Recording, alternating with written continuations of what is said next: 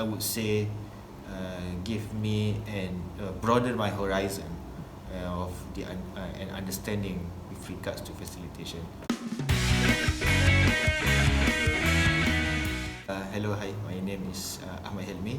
I've attended facilitation creative course, which is I think is very insightful, very useful.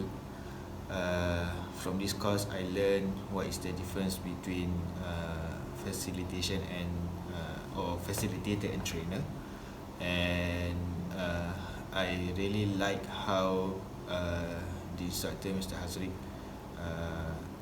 define facilitation as an art and science, which is very, I would say, give me and broaden my horizon of an understanding with regards to facilitation. I also like one key takeaway is the many and useful creative tools that we can use during our course of facilitation. And I also highly recommend this course to those who intend to know more about this program and this facilitation tools. Yep.